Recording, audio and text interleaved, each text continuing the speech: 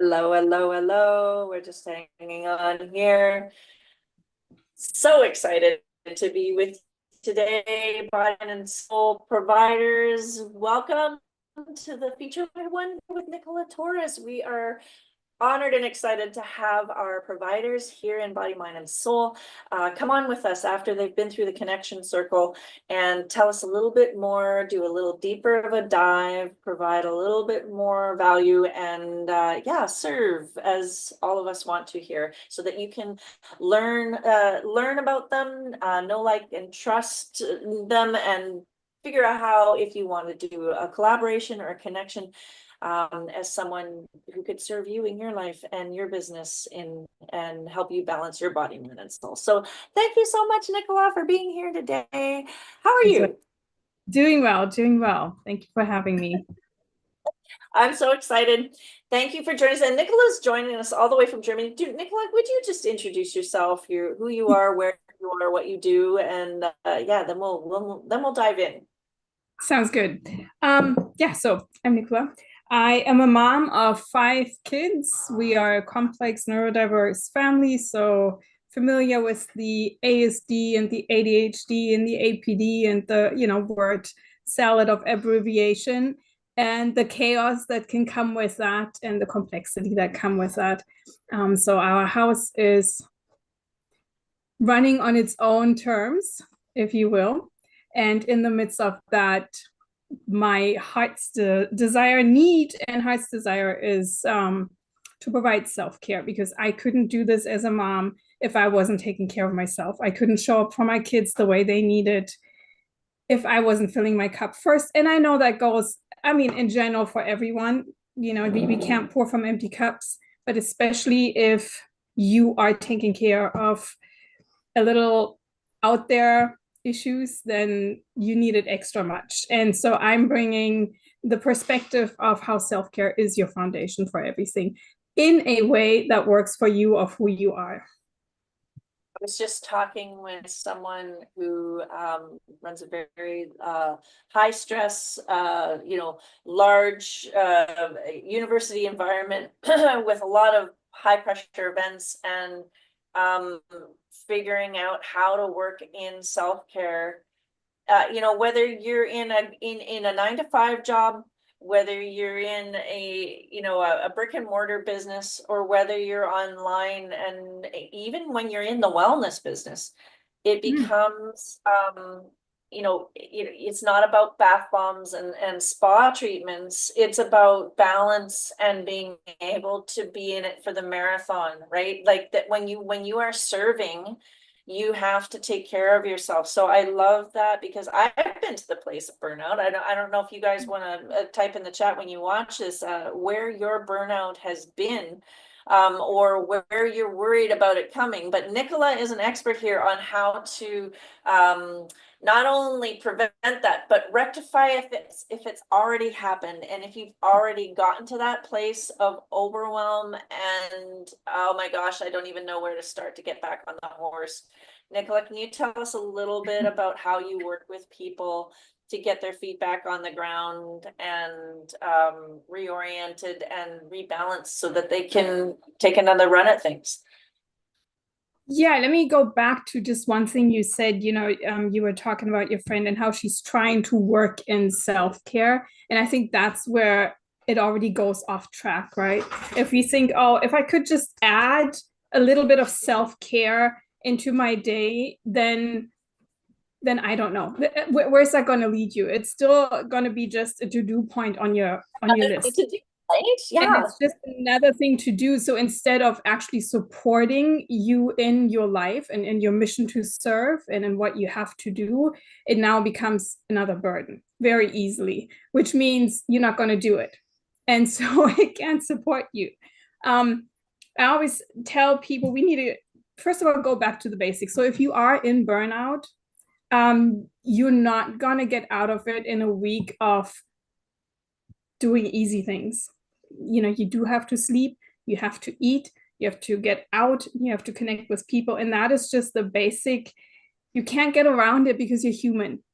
And I will never get tired to tell people you need to sleep, you need to eat, you need to play.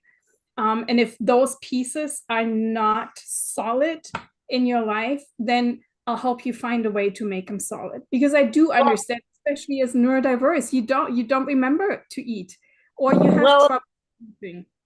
and I know that your story is what ground, like your why around this is really strong. Can you tell us just that story, your story of how you arrived at being able to work, not just, add it on top of the plate as another, activity to do, but how you came to your organic process of weaving it in, and how now that translates into your offer and the challenge that you have coming up. Yeah, I mean, with so many of us, right? We serve out of our own need. We give us our own best medicine. And so I too was at a place where I had given beyond what I was able to. And then my mom got diagnosed with cancer. And I think that kind of kicked it off. It was terminal. We knew we only had a few months. And my body decided to shut down. I had back pain to the point that I was in bed. My husband had to start taking care of stuff. It was many months of being incapacitated, quite literally. On the day she passed, I got up and then I went back to bed. And my friend came over for Christmas because she passed Christmas Day morning, um, to help with the kids. They were a little younger, so it's, yeah, if anything is a wake up, that one can be a wake up. And so it took many months to finally start regaining strength. And I'm telling this story because it was so pivotal. I was in town. I was able to be in town. I was in town. And I'm like, this is not working. I'm thinking this is not working. And the quote from Albert Einstein came to mind. It's like, you can't solve a problem with the thought that got you into the problem. I was like, okay, I'm not sure what that means, but I need a new thought. And so I'm going around and I was like, I need a new thought. I need a new thought. I need a new thought. And I could tell you the exact place where I was. If I had looked at my clock, I could tell you the time. I was like, ain't feeling it, ain't doing it. It was like, which now is my feeling it, doing it challenge. Basically, it was a commitment to myself that if I'm not feeling it, I'm just not going to do it anymore. End of story. So for 30 days, I committed myself to deeply listen into what I wanted. The caveat was the kids had to go to school and they had to be fed. Not how, if it was peanut butter and jelly sandwiches for dinner, then so be it. They were a little younger, so it was a lot easier. But other than that, I was just going to listen to what I needed. And the first 3 days, I rested so much.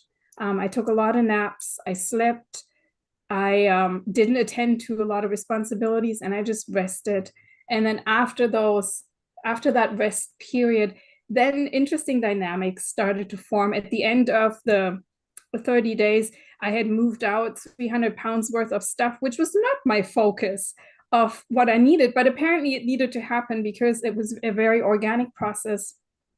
And from there on, I really dove deep into what do I need? How do you listen? How do you honor those findings? Because sometimes it can be quite shameful. It's like, how did I not take care of myself? Well, we honor what's there and we honor how we function. So if you are not a morning person, getting up at 5 a.m. might not be your best strategy to work in the support that you need. And in the process of that, it came down to how to put in routines and structures that are supporting you before you get to burnout, how to make decisions and take off that decision fatigue so you can respond to life without having to put out fires day after day after day. So Well, if and you're, that's, go ahead. yeah, that shift from everything from that is on us in this 3D world, like the 9 to 5 job structure, the societal expectations, the narratives and subconscious programming that we've had installed here and there about, like how we value ourselves and whether we're worried, like, and that shift from all of that to the tuning in and into the internal intuition and following our needs, wants, and desires as the flags for our soul's purpose, and that those things actually provide the landing strip lights for to land the airplane of our purpose on. And that your challenge just literally brings people through that stuff of, shedding all that old stuff and focusing in on those pieces and the little huge steps that people need to take to be able to get into that flow, so that their businesses do manifest naturally, so that they connect with their clients, so that they're connected themselves and have balance. It's just phenomenal. So when is your challenge? We are actually starting Monday, the 17th. It's very low key, so no extra dumping on you of a course that you have to take. It's a low key challenge. We'll meet online with a couple of videos, short and sweet, to give you some guidance and some input. There'll be prompts through emails that for areas for you to consider of what am I even looking at in my life that might need a shift. And we're just talking about shifts. We have a group that is off Facebook, that is off distractions, just specifically for the challenge, where people can join, where they can ask questions. I'm available in there to support. And then we go through the listening and through the honoring and through the creating steps. So after those 3 weeks, you have a clearer understanding of where you're off and what your next steps can be to build a more solid self-care strategy.